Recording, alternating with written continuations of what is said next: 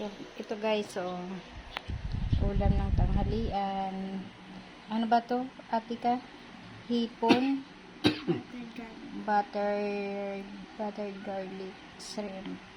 Ito naman, Glenn, ano to? Hinilaw na tangigi, pansit canton, chicken salad, inihaw na bangus. Ay, bangus pala, inihaw na pusit, at saka cheese stick. Ayan, ano natin, buong buo yung ating lunch dahil sa mga sarap nating tanghalian. Tara guys, kain po tayo.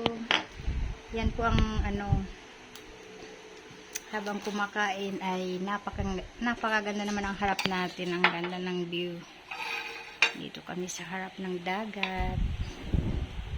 Kumakain. Kain po tayo guys. Ganda naman dito. Ang ganda ng view.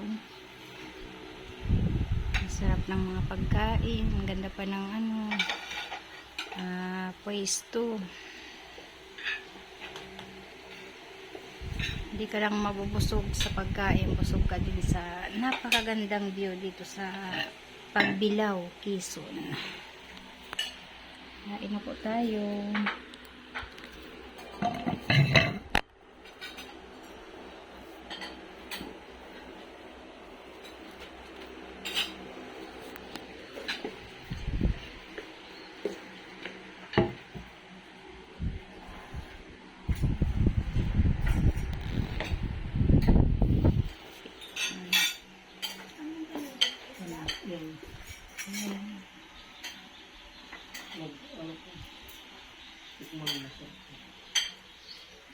Medyo mainit nga lang yung panahon, tapos walang kahangin-hangin, kaya talagang tagaktak yung pawis, pero solid naman dahil napakaganda ng tanawin.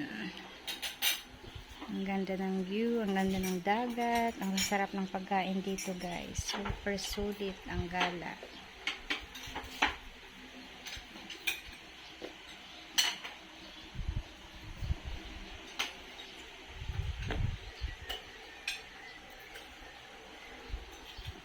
Ayan, ang ganda ng bunga nung ano, suha. Maliliit pa nga lang siya.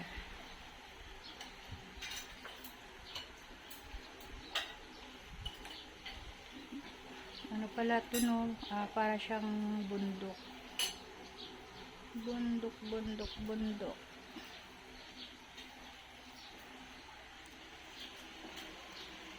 Ang ganda ng dagat to, wala siyang alon. Tahimik. Mapayapa. Init.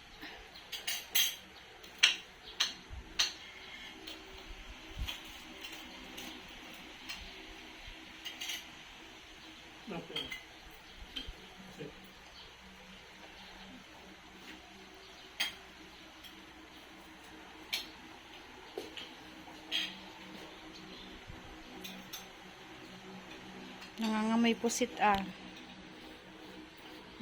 Sarap. Sarap ba?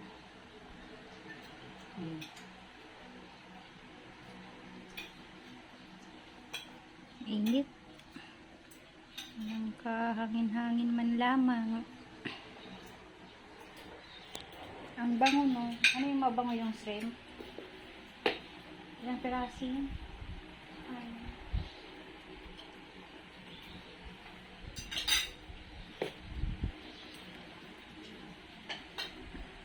Ito tayo dito lahat tayo, no? Ang ganda dito eh. Tapos ano, magkano kaya, tanong na natin kung magkano ang isang kwarto sa 6 katao. Para pag ano natin, balik, alam na natin. O dito pwede maligo sa dagat. Tuwang-tuwa yan si Ayit dito kasi hindi siya malalim, no. Mababaw lang yung dagat niya, kaya kahit pumunta ka sa gitna, hindi ka matatakot. Tapos wala pa siyang alon. Tanong natin mamaya kung magkano ang isang kwarto na animan. para alam natin ang budget natin pagka tayo ay pumunta ulit dito. Bye bye guys, kakain muna kami ta.